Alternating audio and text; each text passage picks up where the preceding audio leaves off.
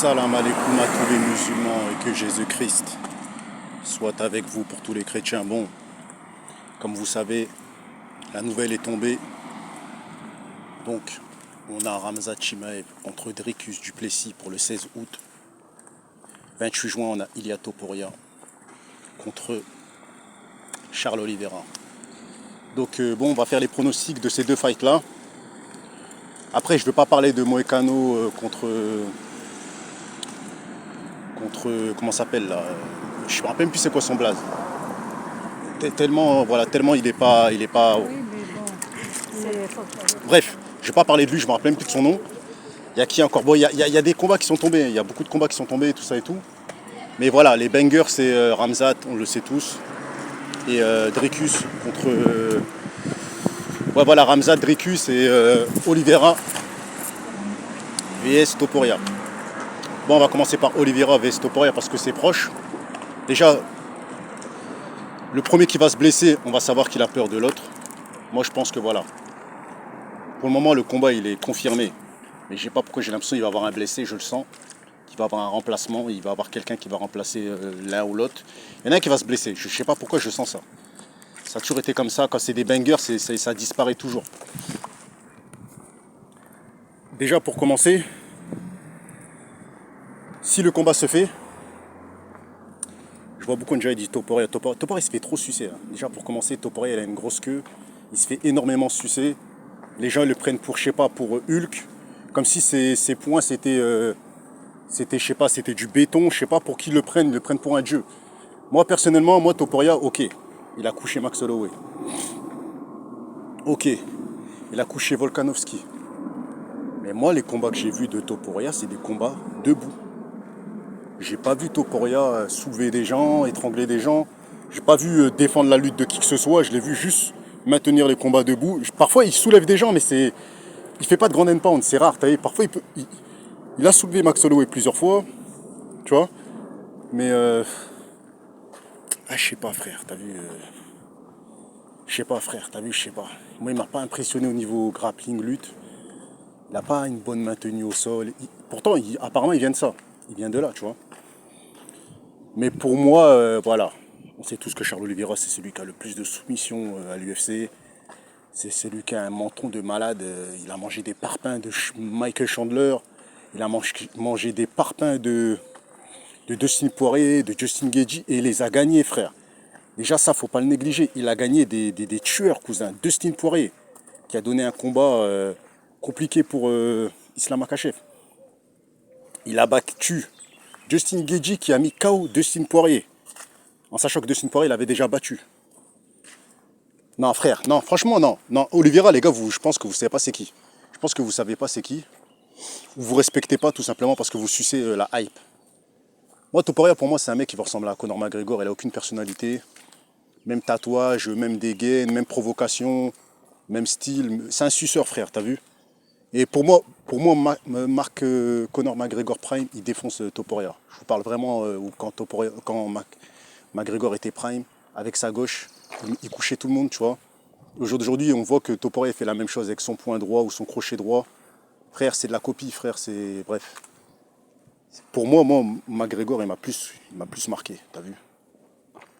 Avec son crochet gauche, il m'a plus marqué, t'as vu.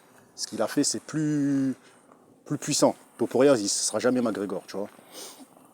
Maintenant, c'est un combattant qui a un striking de fou. Mais je sais pas, moi, Topuria, je ne vois pas gagner contre Oliveira. Parce que un mec qui a le plus de soumission, frère, s'il part dans le JJB, c'est-à-dire même si Topuria il met Charles Oliveira sur le dos, il a ses chances encore, Charles Oliveira, parce qu'il a une lutte de fou. Tu vois. Donc dites ce que vous en pensez en commentaire. En tout cas, moi j'ai envie de voir le fight, j'ai envie qu'il se fasse, j'ai envie que personne se blesse, j'ai envie que personne flippe de l'autre. Voilà. Maintenant, Ramzat Chimaev contre Dricus du Plessis, je vais être clair avec vous. Ça reste que mon point de vue. C'est mon point de vue à moi. Je sais pas si c'est un synchrone. Déjà, il faudrait me le dire. Si c'est un synchrone, il suffit que Dricus du Plessis résiste aux 2 premiers rounds. Parce que Ramzat, il est chaud sur 2 rounds. Après, il baisse de volume. Ça ne veut pas dire qu'il est nul après. Après, il va essayer de boxer avec toi, mais voilà, le striking de Dricus du Plessis, il est beaucoup plus complet que celui de Khamzat. Admettons, Khamzat Chimaev, il met au sol. Dricus, le premier round, il le maintient, il ne le termine pas. Il le met encore sur le dos. Le deuxième round, il le maintient, mais il ne le termine pas. C'est-à-dire, il met des coups, mais il ne le termine pas.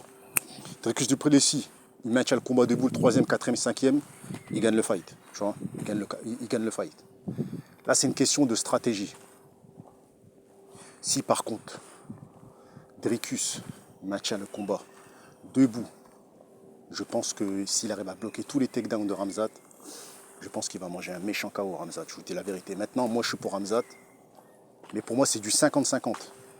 T'as vu? C'est du 50-50 parce que Khamzat, sa lutte, elle est devenue impressionnante. Et faut dire les choses comme ils sont. Sa lutte, elle est impressionnante.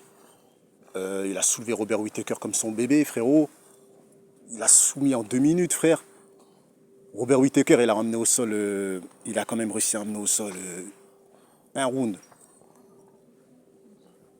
Dricus du Plessis, tu vois. Frère, moi personnellement, je vous dis la vérité, c'est un combat très dangereux, tu vois. C'est du 50-50.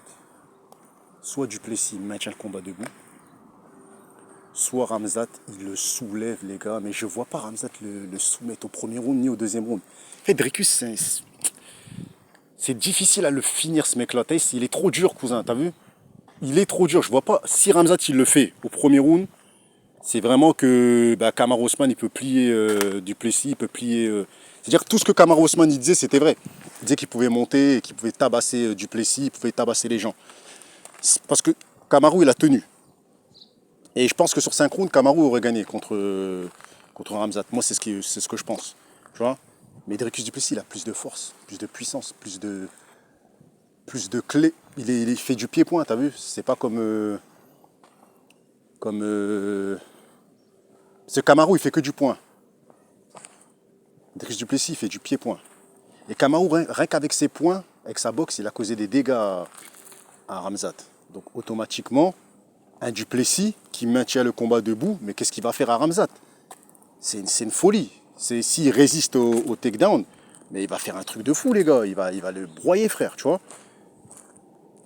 C'est pour ça que je vous dis, c'est du 50-50. Soit Khamzat, il est trop fort en lutte et du Plessis, il est perché. Soit c'est le contraire, frère. On est ensemble, la famille.